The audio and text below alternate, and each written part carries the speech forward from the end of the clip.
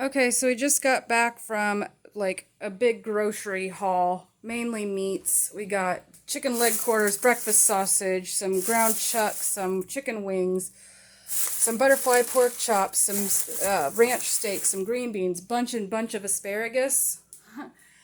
Um, we just went all crazy, spent like 300 something dollars on food because of upcoming shortages. We're So gonna be out of meat by this weekend. oh yeah, so I'm going to be filming a little bit on preserving the food and the techniques and all that stuff, just a little vlog style, because I did put out videos not too long ago about how I go about canning and vacuum sealing things, but I'll just reiterate that a little bit, just more along the lines of a vlog style. So stay tuned. One thing I want to talk about though is your water. And I know I already stuck these jars in, so it looks like I got way more water in there than I put in. You want it like 2 or 3 inches from the bottom. And it's kind of greasy because of the canned meats I've been doing. I emptied the water and put in new water, and I'm putting in vinegar to keep the hard water stains off of the jars. It just looks better.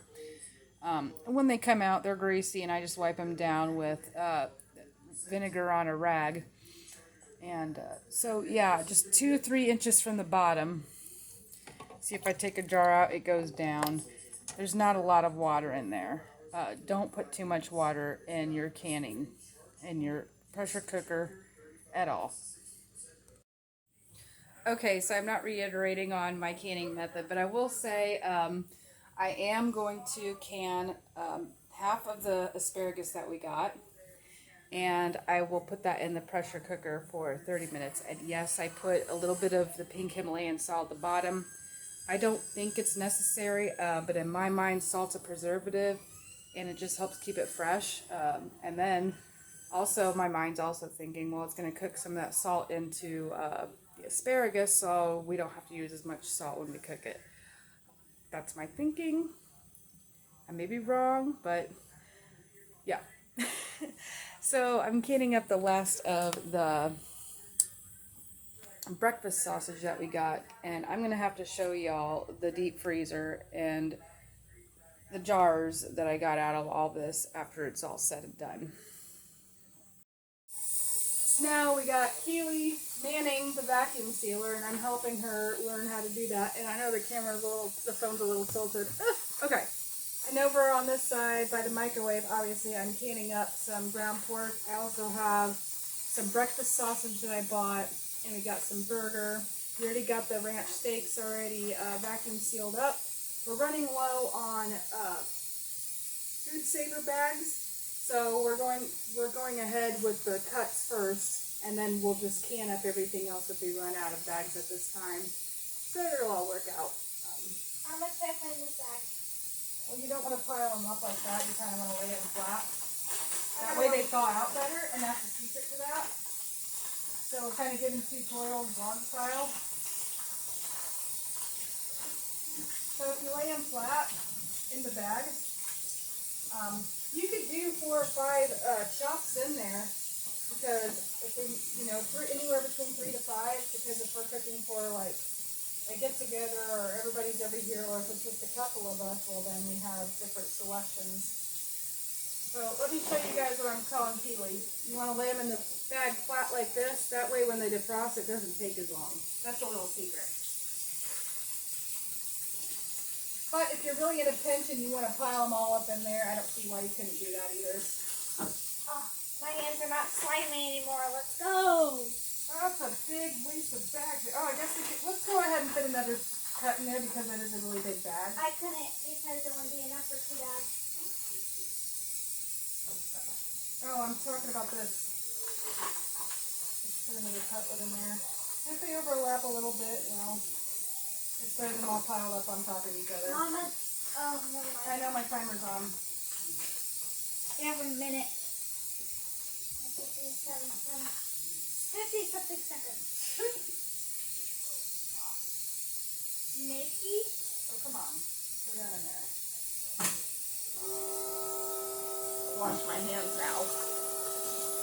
Not working. I got rid of it. Oh, yeah. Maybe you have to shove it back in the well.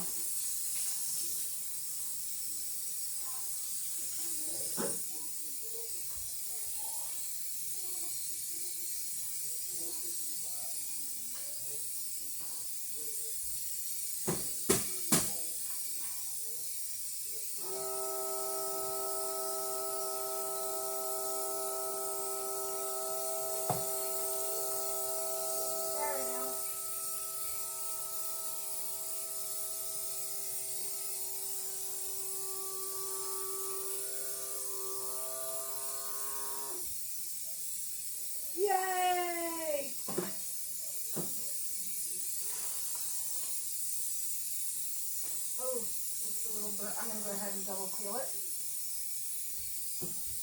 Hey, it was still blinking. I don't know if that was good or bad or not, but I'm putting a second seal on there.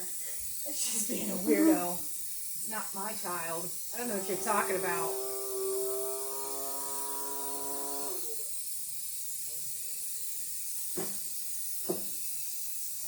Two. So I got 5 butterfly pork chops. So yeah, we'll continue to do this, and just kind of wanted to vlog a little bit, and tomorrow I'll go over and reiterate, or maybe later tonight, depending on what goes on, I'll reiterate how to can up some raw meats. Right now it's time to shut the timer off and put it on airtight. Look it to the middle. There you go. That was scary. It kind of is a little scary. I need some writing space. That's the only problem with the small kitchen, is sometimes you run out of countertop space. 5 times pork chop.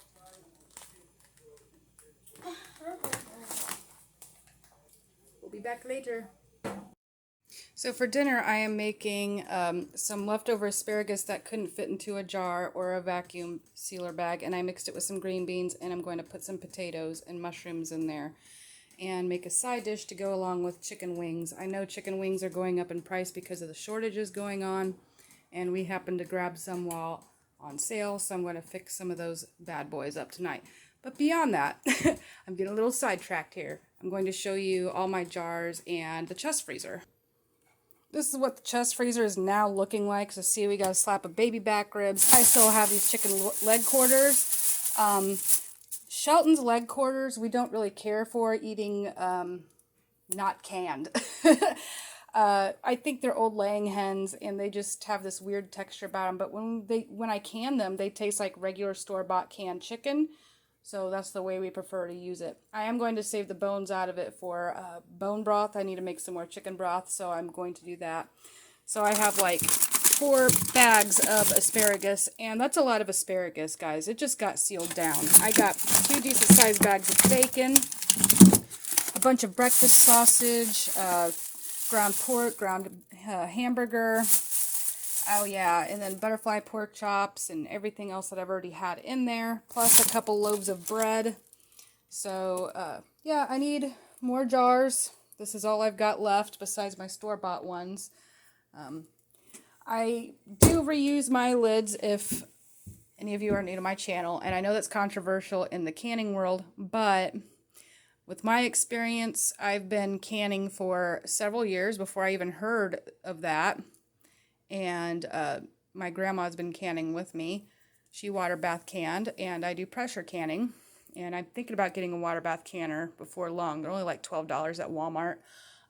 Anyway, I've been using lids over and over and over again until they don't seal anymore.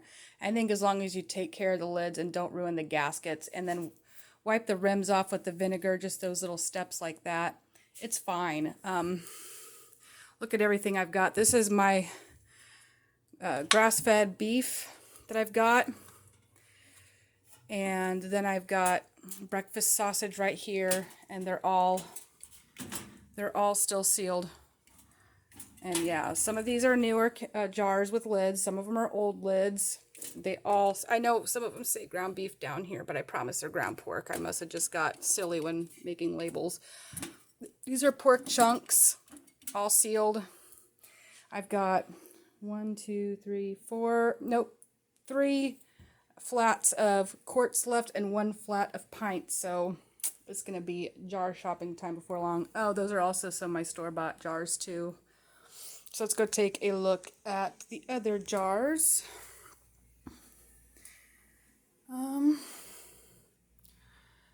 Yeah, so see, these are my store-bought jars. And I will say about the store-bought jars, sometimes you really have to fight to get those lids off, but they are doable. They seal.